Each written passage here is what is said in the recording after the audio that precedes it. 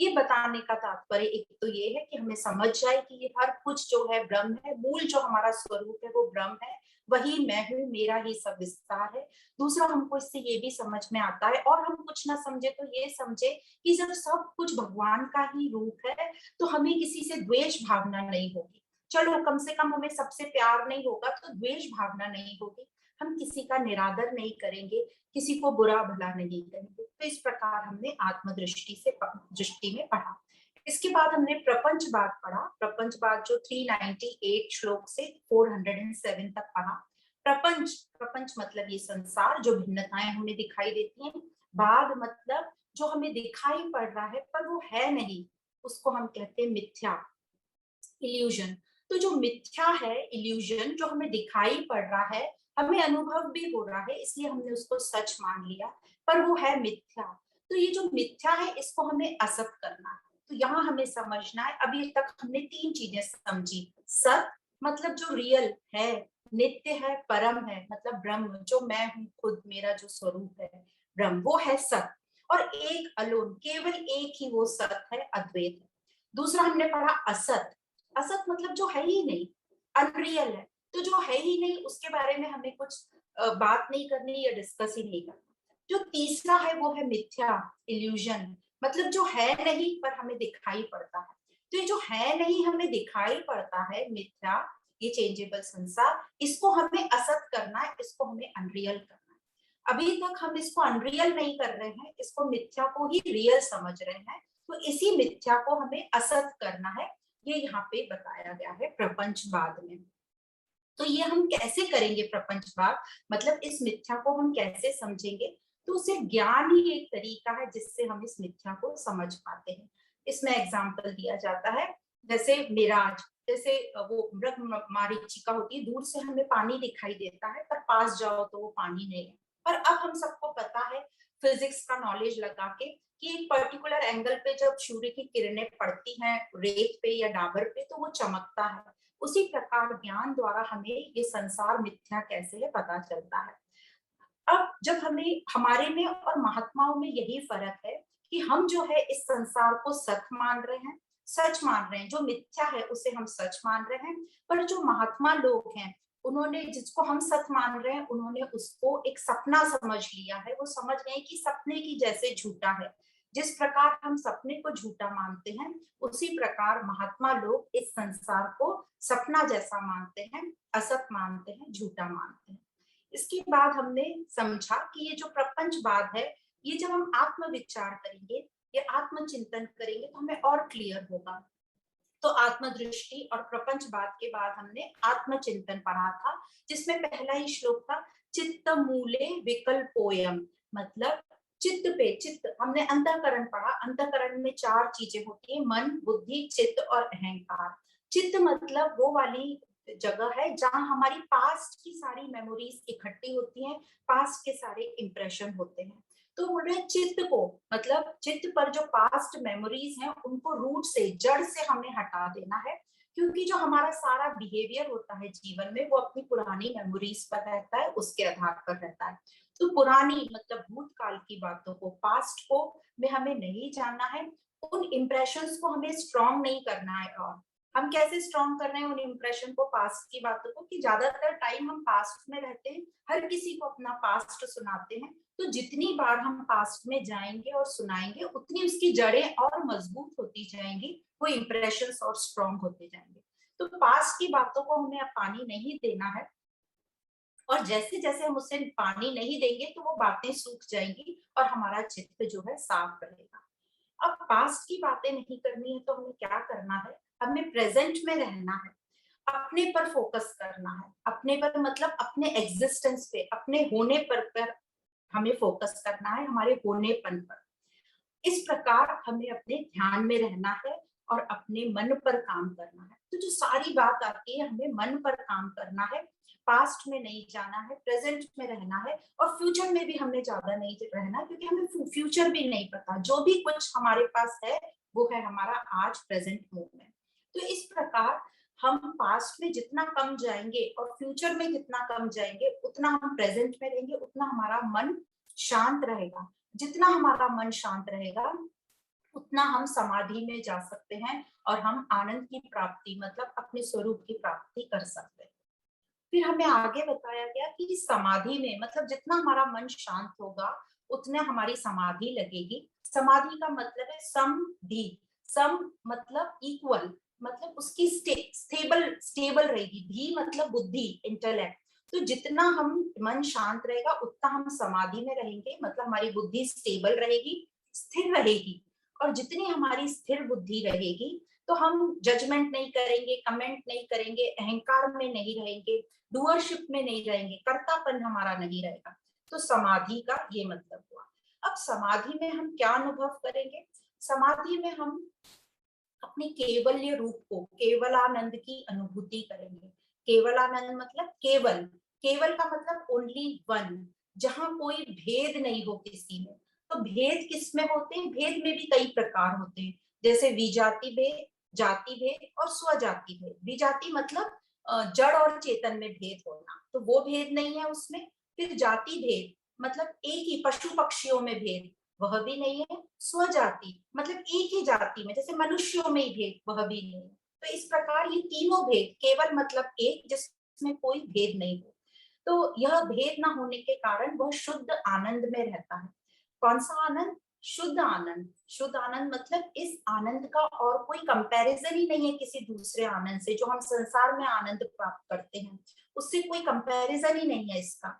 इसका कोई कंपैरिजन नहीं है, इसलिए इसको बोलते हैं निरुपम। इसको कोई उपमा नहीं दी जा सकती, किसी के साथ कंपैरिजन नहीं किया जा सकता।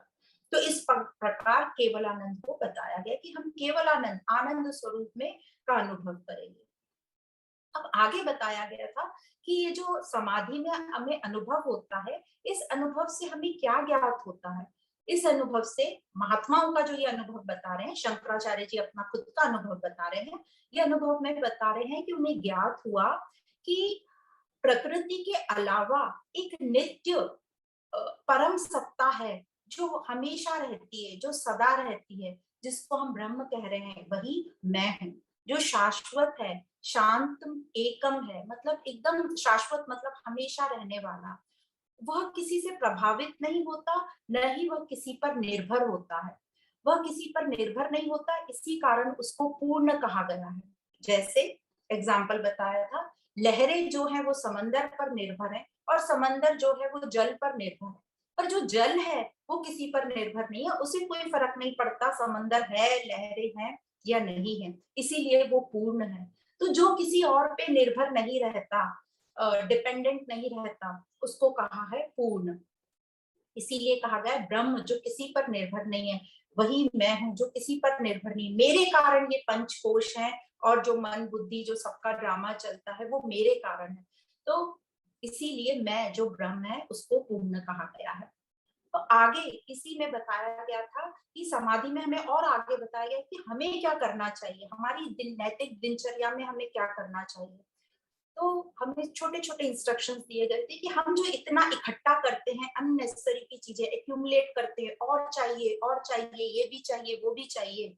वस्तुओं के अलावा हम विचारों को इकट्ठा करते हैं, सब्जेक्ट विषयों को इकट्ठा करते हैं, रिश्तों में उलझने इकट्ठा करते हैं, रिश्ते इकट्ठा करते हैं। इन सब से हमें डिटैच होना पड़ेगा। हमें संसार में गुमना नहीं है, मतलब गुम जाते हैं जिसको कहते हैं लॉस्ट। हमें संसार में लॉस्ट नहीं होना है, हमें संसार से में रहना है, पर अपने पर ध्यान देना है कि मैं कौन हूँ। इस प्रकार हमें ये आसक्ति जो है संसारिक चीजों से, विषय विचारों से, रिश्तों से, उनकी उलझनों से, उनको छोड़ना है। अब ये काम तो मुश्किल तो है क्योंकि इतने वर्षों से हम यही करते आ रहे हैं, पर इसी में शंकराचार्य जी ने कहा कि कोशिश करते रहो, धीरे धीरे छोटे छोटे स्टेप्स लेते रहो, तो हम अवश्य अपनी उन्नति करेंगे। जब कोशिश करते रहेंगे, हमें रुकना नहीं है, निरंतर कोशिश करते रहना है, तो हमारी उन्नति होगी, हम अपनी लक्ष्य की प्राप्ति करेंगे। और हमें हमारा ये जो मनुष्य जीवन मिला है वह मनुष्य जीवन सफल होगा। तो हमारा लक्ष्य क्या है? लक्ष्य हमारे अपने स्वयं का रियल इसेंशियल नेचर को प्राप्त करना, उसको खोजना, जो है आनंद स्वरूप, जो है आत्मा। तो इस प्रकार शंकराचार्य जी ने बताया कि अब हमें अपना मनुष्य जीवन सफल करना है, उस आनंद की खोज में लग जाना है। अब ये आनंद, ये आत्मा, ये हम क्या इसकी खोज में लगे, मतलब क्या करें? तो हमें सहज रहना है, सहज से भी सहज, सिंपल देन सिंपल, सिंपल से भी सिंपल हमें रहना है। हमें दृष्टा भाव में रहना है और साक्षी भाव में रहना है। सिंपल से सिंपल रहने का मतलब है हमें कम बोलना है, जहां जरूरत नहीं है वहां नहीं बोलना है। इसलिए बोलने के पहले ही अपने आप से हमें क्वेश्चन करना है कि क्या मुझे जरूरी है बोलना, वही मुझे बोलना है।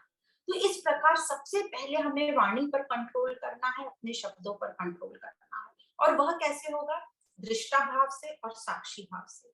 जब वह संसार में अपना जीवन व्यक्त कर रहे हैं हम, तो हम दृष्टा भाव रखेंगे। जैसे हम मूवी देखने जाते हैं, चुपचाप देखते हैं, जहां जरूरत हो ताली बजाते हैं, जहां रोना है रोते हैं और चुपचाप बैठते हैं। उसको चेंज करने की हम कोशिश नहीं करते।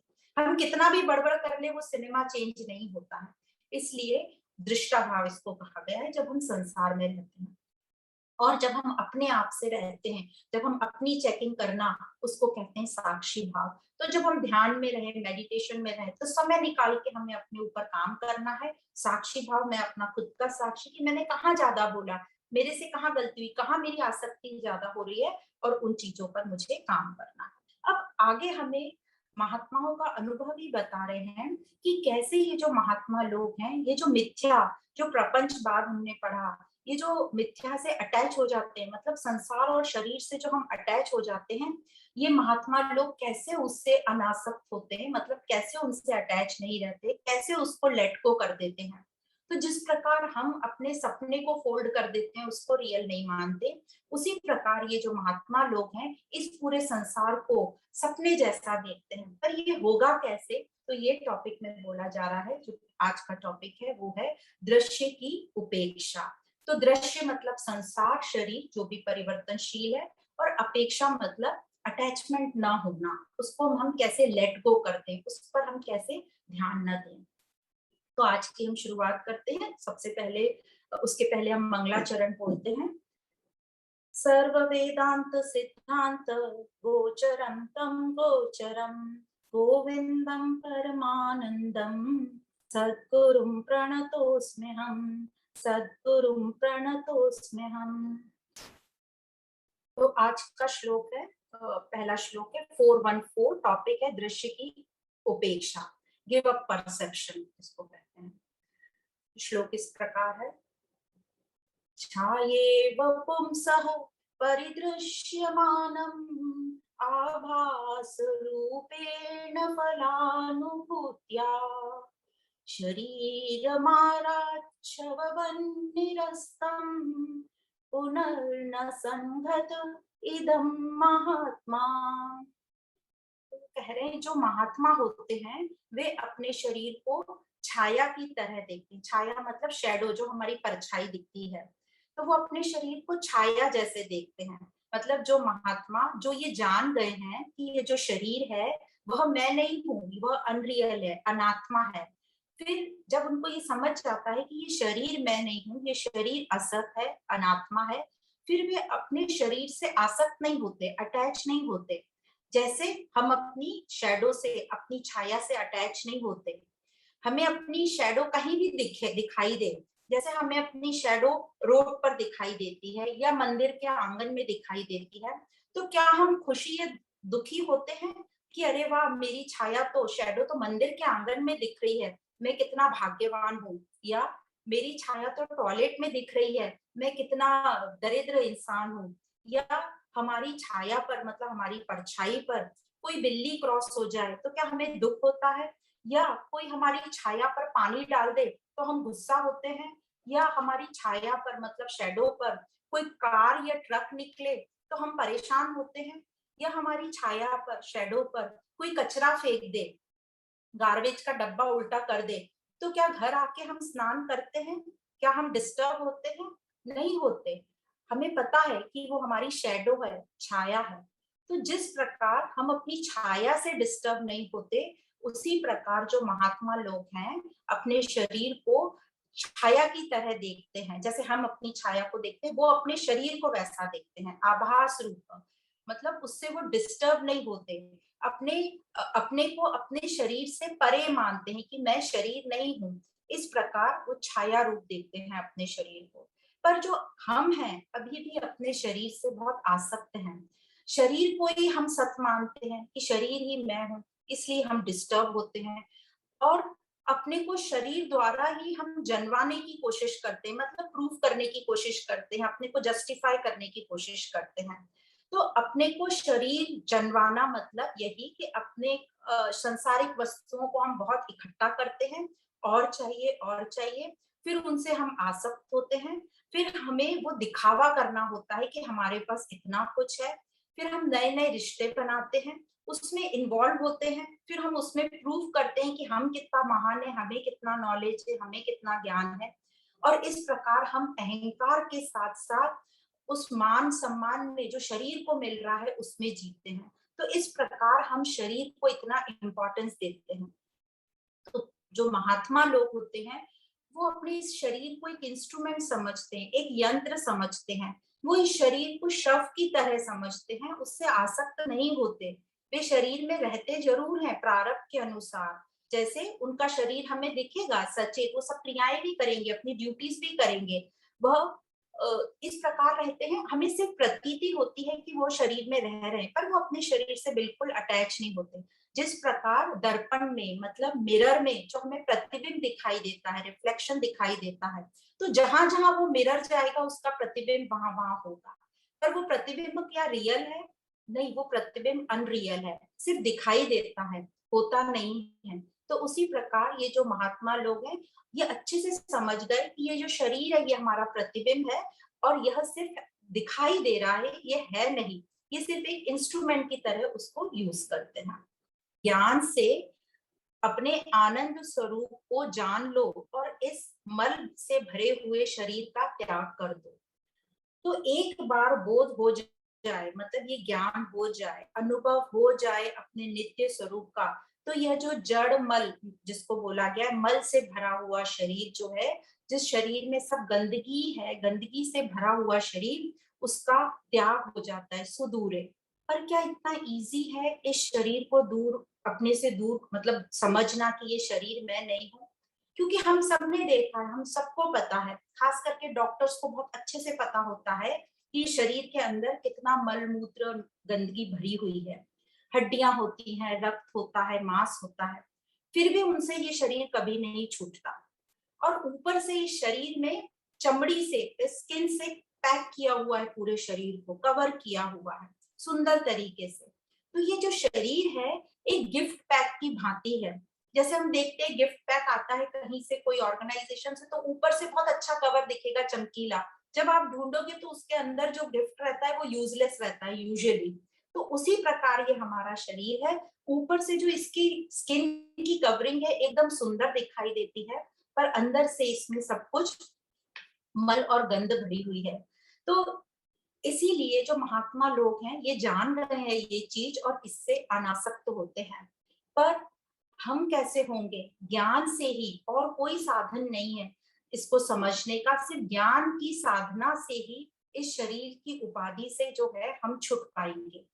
और एक बार इस शरीर की उपाधि से जो छूट जाता है फिर उसके बारे में नहीं सोचता। जैसे वॉमिटिंग के बारे में, एक बार जो हमने उल्टी करी तो हम उसको देखना भी नहीं चाहते हैं, बस फ्लश करना चाहते हैं, उस पर पानी डालना चाहते हैं। तो इस श्लोक की लास्ट लाइन में यही कहा है कि जिस प्रकार हम वॉमिटिंग को वापस देखना चाहते हैं, चाहे कितनी भी अच्छा खाने की वॉमिटिंग हुई हो, हम उसे नहीं देखना चाहते। उसी प्रकार महात्मा लोग जो एक बार ये जान लेते हैं कि ये शरीर क्या है, उसको उससे अनासक्त होते हैं। तो हमारी प्रैक्टिस क्या होनी चाहिए? तो यहाँ ये बताना चाह रहे हैं कि जो बीत गया उसके बारे में हमें बात नहीं करनी है, मतलब फिर से बात आती है पास्ट की, भूतकाल की। भूतकाल जो है, जो पास्ट है, वो शरीर का होता है। जैसे हम कहते हैं बचपन में हमने ये किया था, तो जो बचपन किसका था? वो बचपन उस शरीर का था। और हम क्या है? हम तो अभी प्रेजेंट में है, हम वर्तमान में है, हम शरीर नहीं हो सकते, मैं शरीर नहीं हो सकता। तो इस प्रकार हमें समझता है कि हम शरीर नहीं हो सकते। फिर पुरानी यादों में जो हम इतना खो जाते हैं, तो जो यादों में खोता है वो कौन होता है? वो मन होता है। और मैं मन नहीं हो सकता, मैं न तो शरीर हूँ न मन हूँ। उसके बाद हम अहंकार में आ जाते हैं कि मैं जीता, मैं हारा, या मुझे ये प्रॉफिट हुआ, मुझे ये लॉस हुआ, मेरा इतना मान सम्मान हुआ। तो ये सब किसको हुआ? अहंकार, ये बुद्धि को हुआ, इंटेलेक्ट को हुआ। और मैं बुद्धि नहीं हो सकता, क्योंकि ये जो हमारा शरीर है, ये जो मन है और ये जो बुद्धि है, ये हर वक्त बदलते रहते हैं। जो 10 साल का, ये जो अभी 5 मिनट पहले हमारा शरीर मन था, वो अभी इस वक्त नहीं है। तो जो ये चेंजेबल चीज है, वो मैं नहीं हो सकता। तो जितना हम इस बात पर बार बार विचार करेंगे, जितना हम इसको समझेंगे, उतना हम अपने शरीर से अनासक्त होंगे, दूर होंगे। हम अपने शरीर को प्रूव करने की कोशिश नहीं करेंगे, उसको इम्पोर्टेंस नहीं देंगे। तो जितनी हम ये प्रैक्टिस करेंगे, उतना हम अपने स्वरूप के पास होते जाएंगे और हम आनंद को प्राप्त करते जाएंगे। जो विवेकी होते हैं, मतलब जिन्होंने ये ज्ञान प्राप्त कर लिया, उन्होंने ज्ञान की अग्नि में, ज्ञान, नॉलेज, फायर ऑफ नॉलेज, ज्ञान की अग्नि में शरीर और वासनाओं को जड़ से, मतलब रूट से, समूल रूट से समाप्त कर दिया, भस्म कर दिया। तो ये जो रूट क्या थी इसकी, अज्ञान की जो हमारी रूट है, जिसको ज्ञान अग्नि में भस्म किया, उसकी रूट क्या है? कारण जो क्या है? माया और प्रकृति। तो हमने कभी भी देखा है, जब हम माया के साथ रहते हैं, मतलब जब हम परमात्मा से विपरीत, मतलब अपने स्वरूप से दूर होते हैं, तो हम ये पूरी प्रकृति में फंसे हुए रहते हैं। पर जैसे ही हमने अपना दृष्टि परमात्मा में लगा ली या आध्यात्मिक यात्रा पे लगा ली, तो हम संसार से डिटैच होने लगते हैं। तो इसको एक डायग्राम से हम बहुत अच्छे से समझ सकते हैं कि जैसे जब हमें अपनी परछाई दिखती है, हमें अपनी परछाई कब दिखती है, हम अपनी शैडो को कब देख सकते हैं? जब हम सूर्य के सामने खड़े होते हैं, पर हमारा जो मुख होता है वो सूर्य के उल्टी तरफ होता है, तब हम अपनी छाया को देख सकते हैं। तो जैसे ये डायग्राम से आपको समझेगा अच्छी तरह। तो जब हम सूर्य के उल्टी तरफ अपना मुंह रखकर खड़े होते हैं, मतलब हम अपने स्वरूप से जब दूर हैं, मतलब जब हम अज्ञान में हैं, अपने आप से दूर होते हैं, जब हम संसार में पूरा गुथे हुए रहते हैं, एंटेंगल्ड रहते हैं, हम भ्रम के कारण हमें जो सब ये संसार दिखाई जो देता है, जो कि मिथ्या है, अज्ञान के कारण, बिकॉज ऑफ इग्नोरेंस, तो हमें डिल्यूडेड, वी गेट डिल्यूडेड। और ये जो डिल्यूडेड माइंड है, ये हमको जो भी डिल्यूजन हो रहा है, वो सब इल्यूजन के फॉर्म में दिखाई देता है। और फिर हम दुखी होते रहते हैं, भयभीत होते हैं और परेशान होते हैं, मिजरेबल, फियरफुल और फ्रस्ट्रेटेड होते हैं। पर यहीं पर यदि हम सिर्फ थोड़ी सी अपनी दृष्टि चेंज कर ले, हम अपना जो फोकस है वो परमात्मा की तरफ लगा ले, तो यही छांव रहेगी, हमारी परछाई रहेगी, मतलब ये संसार रहेगा। पर जैसे ही हमें ये ज्ञान हो जाएगा, मतलब हम परमात्मा की तरफ जब फोकस अपना कर लेंगे, तो शैडो हमें दिखाई नहीं पड़ेगी और हम इस संसार में उलझे हुए नहीं रहेंगे, क्योंकि कुछ दिखाई ही नहीं पड़ रहा है हमें, तो हम उलझे कैसे रहेंगे? तो वैराग्य की स्थिति होगी, न राग न द्वेष। तो इस प्रकार हम परेशान नहीं होंगे, और जब हम परेशान नहीं होंगे, तो हम आनंद में रहेंगे, हम पूर्ण रहेंगे, मतलब कंटेंटेड, सेटिस्फाइड रहेंगे, तृप्त रहेंगे। तो ये एक सिंपल सा फॉर्मूला है कि जब हम परमात्मा से, मतलब अपने आप से जब दूर रहेंगे, तो ये सब प्रपंच हमें दिखाई देगा, हम उसमें परेशान रहेंगे। पर जैसे ही हमने अपनी दृष्टि या यात्रा अपनी तरफ मोड़ ली, तो हमें ये संसार प्रपंच दिखाई नहीं देगा और हम आनंद में रहेंगे। तो यहाँ कह रहे हैं कि ज्ञान अग्नि में इस शरीर और वासनाओं को रूट से, कारण से, समूल, जड़ से समाप्त कर दो। तो काय में जलाना कहा है? ज्ञान, ब्रह्म ज्ञान की अग्नि में, जिसमें सिर्फ एकमात्र ब्रह्म ही रहेगा और कुछ नहीं। तो एग्जाम्पल से समझेंगे, जैसे आभूषण, स्वर्ण से बने हुए आभूषण रहते हैं, जैसे गोल्ड से ज्वेलरी बनी रहती है अलग अलग आकार की। अब इस पूरी ज्वेलरी को यदि हम अग्नि में डाल दें, तो क्या बचेगा? सिर्फ स्वर्ण रह जाएंगे, सारे जो उसके अलग अलग आकार और शेप थे, वो सब सिर्फ स्वर्ण के रूप में आ जाएंगे और कुछ नहीं बचेगा। तो उसी प्रकार यहाँ कहा है कि ब्रह्म ज्ञान की अग्नि में ये शरीर और वासनाओं को भस्म कर दो। तो इसी प्रकार जो विवेकी मनुष्य होते हैं, वे अपनी सारी गलत धारणाओं को इस ज्ञान अग्नि में समाप्त करते हैं, ततः मतलब फिर अपने नित्य शुद्ध स्वरूप में वह टिका रहता है, जिसको आनंद स्वरूप हम कहते हैं। आनंद आत्मना तिष्ठति, मतलब आनंद में वो टिका रहता है। यदि हम इसको फिर से एग्जाम्पल से समझें, जैसे किसी व्यक्ति के, जैसे किसी हमारे व्यक्ति की हमारी किसी संबंधी की मृत्यु हो जाती है, तो जो संबंध है वो नहीं रहता, पर व्यक्ति तो रहता है, मतलब हम तो रहेंगे पर उसके साथ जो हमारा संबंध था वो नहीं रहता। तो और इसको हम नाम देके यदि समझें, जैसे किसी के पिता की मृत्यु हो जाती है, तो जो वो पुत्र है उसको कुछ नहीं होता, पर वो पुत्र की उपाधि जो है वो नहीं रहती। अब ये पुत्र की उपाधि कहाँ गई? ये पुत्र की उपाधि कहीं नहीं गई, वो सिर्फ हमारी मानी हुई थी, कि हमारा सिर्फ एक अनुभव था कि ये पुत्र है, माना हुआ था, तो वो कहीं नहीं जाएगा। उसी प्रकार यदि कोई एक कपल है, हस्बैंड एंड वाइफ, तो अभी वो हस्बैंड एंड वाइफ है, पर यदि डाइवोर्स होता है तो हस्बैंड और वाइफ कहाँ गए? वो कहीं नहीं गए, वो एक युवक और युवती में चेंज हो गए, वो सिर्फ उनकी उपाधि थी हस्बैंड और वाइफ। तो ये जो उपाधियां हैं ये सिर्फ हमारी मानी हुई है, हमारे सिर्फ इम्प्रेशन है हमारे कि ये हस्बैंड है, ये वाइफ है, असली में ऐसा कुछ नहीं है। तो हमें सिर्फ यही समझना है, यही सीखना है, और हमें खुद ही करना पड़ेगा, ये और कोई हमें सिखा नहीं सकता। तो ज्ञान द्वारा हमें अपने इस शरीर, जहां जहां हमारी आसक्तियां हैं, उसको समझना है कि क्या आत्मा है, क्या सत है, क्या असत है, क्या मिथ्या है, और जो भी कुछ मिथ्या हमें समझ में आया उसे हमें असत करना है और अपने सत स्वरूप में टिके रहना है। हम जो अभी अपने स्वरूप को नहीं समझते, हम शरीर के पोषण में ही लगे रहते हैं। हम सोचते हैं कि हमारा पूरा इंटरेस्ट अपने शरीर की तरफ रहता है कि इस शरीर को हम क्या खिलाएं, क्या क्या पकवान खिलाएं, क्या पहनाएं, इस शरीर को हम कहाँ घुमाएं, और हम सब कुछ इस शरीर को मान बैठे हैं। इसलिए शरीर के जन्म होने पे हम खुशियां मनाते हैं, शरीर की मृत्यु हो जाने पर हम रोना धोना और दुख मनाते हैं। पर जो आत्म अनुभवी लोग हैं, वह आत्मा को ही अपना शाश्वत और स्वरूप मान चुके हैं, जो शाश्वत स्वरूप जो कभी जन्मता नहीं है, मरता नहीं है, इसलिए उनको जन्म तिथि और मरण तिथि में कोई इंटरेस्ट नहीं रहता। वो शरीर को एक वस्त्र जैसा समझते हैं, जैसे हमने भगवत गीता के 2nd अध्याय में पढ़ा था, 22वें श्लोक में श्री कृष्ण ने अर्जुन को कहा था कि शरीर तो एक वस्त्र के तरह है, जिस प्रकार हम पुराने वस्त्रों को जो कि फट जाते हैं, पुराने हो जाते हैं, फेडेड हो जाते हैं, उनको हम चेंज करके नए वस्त्र धारण करते हैं, उसी प्रकार ये हमें नया शरीर मिलता है। तो जो ज्ञानी होते हैं, महात्मा होते हैं, वो इस शरीर की मृत्यु से डरते नहीं है, भयभीत नहीं होते, चिंता नहीं करते। वह इस जो मनुष्य जन्म को वेस्ट नहीं करते, वे इस देह का, शरीर की अच्छे से देख रेख करते हैं, क्योंकि उनको पता है कि ये शरीर के माध्यम से ही उसे आत्म उपलब्धि होगी, आत्मज्ञान की प्राप्ति होगी, क्योंकि मन बुद्धि, जो बुद्धि सिर्फ मानव को मिली है, मनुष्य को मिली है, उस बुद्धि का उसे यूज करना है। इसीलिए कहा जाता है कि मनुष्य जन्म अनमोल है। तो हमें इस मनुष्य जन्म का जो ये अपना जीवन जो है इसे वेस्ट नहीं करना है। तो आत्मज्ञान के बाद वह चिंता नहीं करता कि ये शरीर है या नहीं है, वो डरता नहीं है।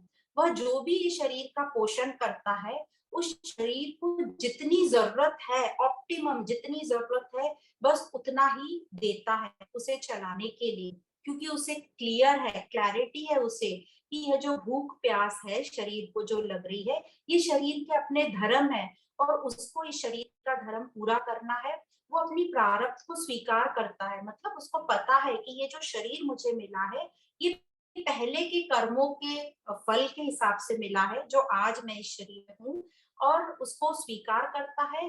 अब उसे ये नहीं पता, किसी को भी ये नहीं पता कि ये जो फल है, ये कितनी देर तक इस शरीर में मुझे इस फल का भोग करना है, और ये शरीर कब तक रहेगा और हमें कब तक इसमें रहना है। तो इसलिए वो शरीर को जितना है, जितनी जरूरत है शरीर को मिनिमम चलाने में, उतना ही पोषण शरीर को कराता है। टेस्ट के लिए नहीं कराता वो शरीर को पोषण, नहीं इंद्रियों के सुख के लिए कराता है।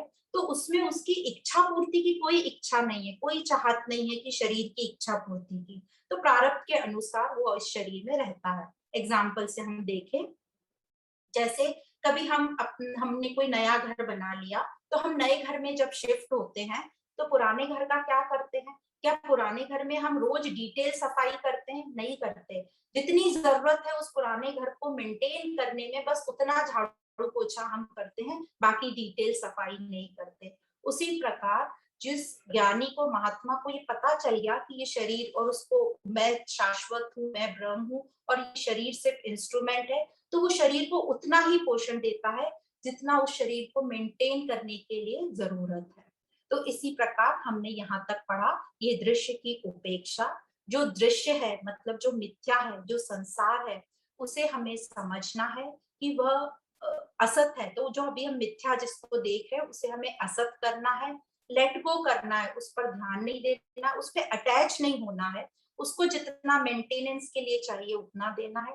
तो अपना लक्ष्य, जो हमारा उद्देश्य है, क्या है हमारा उद्देश्य? आनंद में रहना, मन को शांत करना, और इसके लिए हमें बोलने पर, वाणी पर कंट्रोल करना है। तो कम से कम हमें बोलना है, जहां जरूरत हो वहीं। और वो कैसे पता चलेगा? अपने आप क्वेश्चन करेंगे कि क्या मुझे जरूरत है बोलने की, वहां हमें बोलना है। तो जब हमारा बोलना भी बंद हो जाएगा या कम हो जाएगा, फिर हम क्या करेंगे? तो भगवान शंकराचार्य जी कहते हैं अपने भज गोविंदम में, भज गोविंदम, भज गोविंदम, गोविंदम भज मूढ़मते, संप्राप्ते संगीते काले, नाही नाही रक्षति दुष्कृण करणे। मतलब भज गोविंदम का मतलब है अपने को जानो, seek your self, seek self, अपने को जानो, जो मेरा स्वरूप है उसको जानो। मूढ़ मते मतलब ये मूर्ख मन, तू अपने आप को जान। और 3 बार क्यों कहा है? मतलब शरीर के लेवल से, मन के लेवल से और बुद्धि के लेवल से हमें अपने आप को जानना है। फिर कहा है संप्राप्ति संगीते काले, नाही नाही रक्षति डुक्रुन करने। मतलब डुक्रुन करने मतलब लिटरल शब्दों में बोले तो वो ग्रामर मतलब व्याकरण है। तो कहते हैं ऐसे, जब शंकराचार्य जी अपनी कोई यात्रा पे निकले थे तो उन्होंने बड़े बड़े लोगों को देखा था कि वो शास्त्रों की ग्रामर में अटक गए थे, व्याकरण में अटक गए थे। पर यहाँ हमें समझना है, व्याकरण का मतलब संसार की गतिविधियों में हमें उलझना नहीं है। अपने शरीर, मन, बुद्धि को संसार में इतना मत उलझाओ कि वो हमें दुखी कर दें। संसार में डुबो के नहीं रखना है हमारे मन बुद्धि को। यह संसार सिर्फ हमें दुख ही देगा, परेशानी देगा, हैरानी ही देगा। तो यह जो हमें समय मिला है अभी, यह जो हमें मनुष्य जीवन मिला है, उसे अपने हित में लगाओ। और इसलिए अपने इस मन को संसार से हटाकर परमात्मा की ओर, मतलब भौतिक वस्तुओं से हटाकर भौतिक वस्तुओं से ऊपर उठो और परमात्मा की तरफ अपनी दृष्टि रखो, मतलब अपने स्वरूप की तरफ, अपने स्वरूप को पहचानो।